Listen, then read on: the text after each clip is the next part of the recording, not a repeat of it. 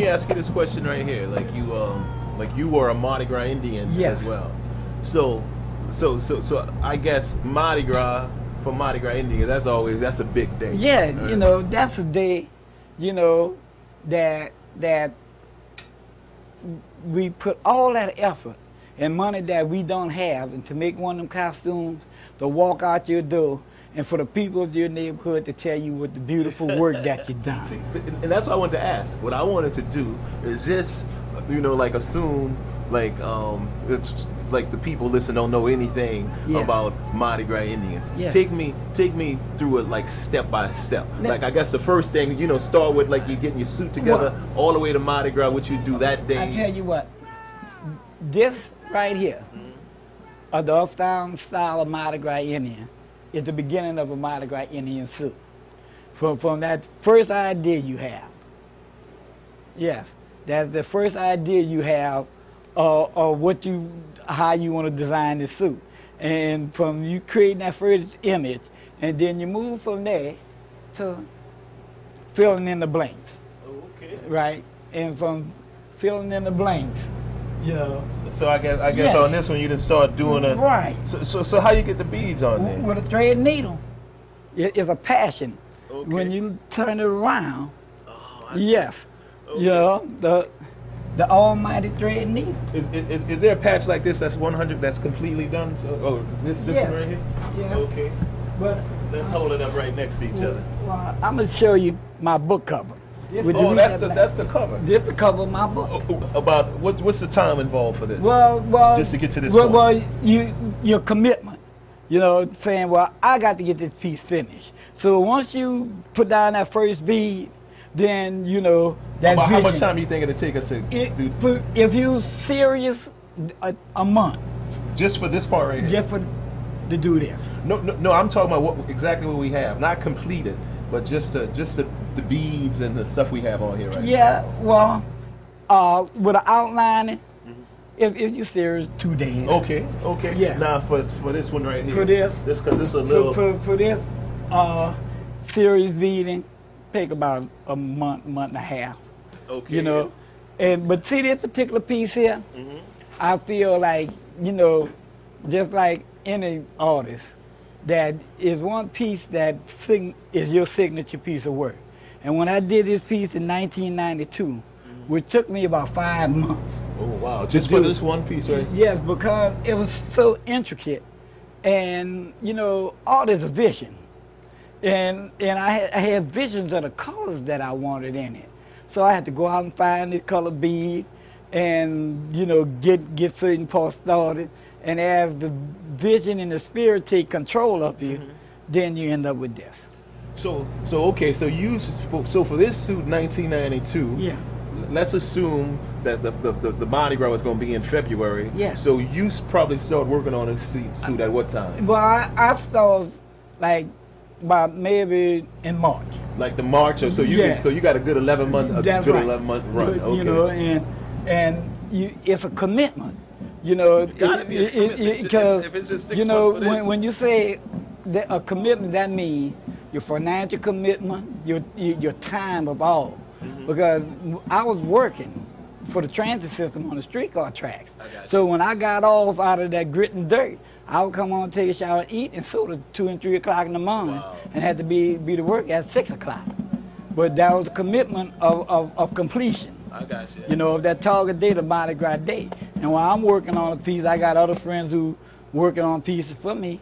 And say a month before Mardi Gras, we start bringing all this stuff together and make it happen. So, okay, so about a month, that's when you start bringing the feathers and Yeah. and adding everything. Right. So okay, only you know, because I was never Mardi Gras Indian, even though I love the culture. The only reference I have is maybe something like Christmas. I know as a kid, you know, Christmas Day, I can hardly sleep at night, you know, or even a big football game. You know what I'm saying? And so you get that same kind of like rush, like it's such a rush that, you know, for you to walk out of that door and you didn't put all this together, you saying to yourself your work is beautiful.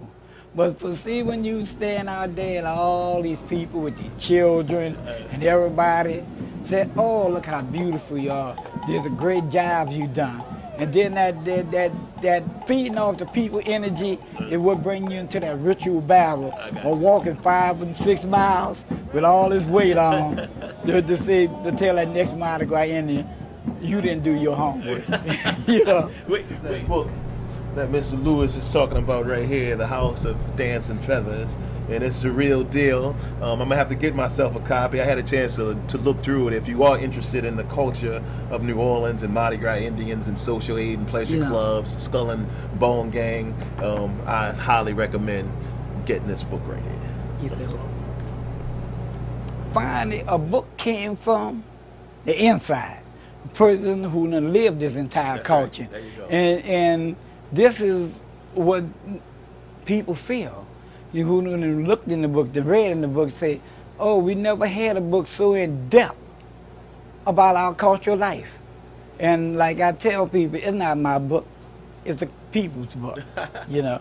And, you know, that's why, like I said, I'm honored for y'all to come here and to be a messenger.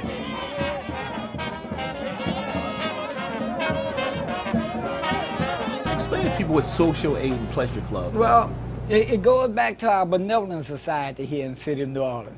With the Young Men Olympia, it's the oldest benevolent parade benevolent in the city of New Orleans, well over 120 years. Wow. And what the benevolent did out of the church was serve the community. You know, and if you belonged to the benevolent, then you had a chance to have an honorable burial. I see. You know, because the benevolent had burial plots. And they served the community through social aid, through trying to help feed families and do whatever. So things changed over from the benevolent to the social aid and pleasure club, which was more festive. I got you. You know, benevolent wore their black and white, put on their parades and things, and went back to the church. But we still hold the church in high regard. But once we get our blessing thing, then we bring on the big party. We stop at every happy spot and get happy. The followers get happy.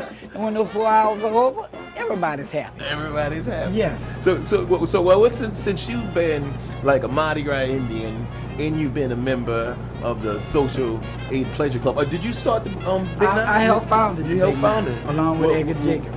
Well, now, in terms of getting ready for like one of those big events as a Mardi Gras Indian, getting ready for that big parade, you know, with the Big Nine that's going to march across that canal. What are there similarities? What's differences? Well, the similarity is the preparedness, but what makes the difference, making a Mardi Gras Indian suit is an individual thing. I got you. You know, where preparing for your parade and your group is a group thing as a whole. You know, you got to determine the clothes you're gonna wear and get everybody to agree upon that color and all of that, right. And then put the whole package together. Well, I bet you they get about 20 dudes to agree on the same color suit. That might not be as easy as it looks. Let me tell you, sometimes you have to become a dictator for the best interest of the club. I got you know, and you can say, well, I'm cutting it off here, and this is what we're gonna do. Now pay your parade taxes and everything, and let the show go on. You know, but that's New Orleans. And like I was saying, when the Social Aid and Pleasure Club took over, in a sense, that we still do the social things, except we using the events of modern times. School supply giveaways and giving out food baskets and these sort of things, and making social statements. You know, that we're not just a party group. When you look at the House of Dancing Feathers, you come to a whole table of educational literature. You know, not just letting people know, yes, we make these great costumes, we dance on the street, but look at here. Look at the education that sits on this table. When you come in here, you're going to look at all this great stuff, then you're going to end up right over here saying, I didn't know about this. And this is what the House of Dancing Feathers do. It being an education center.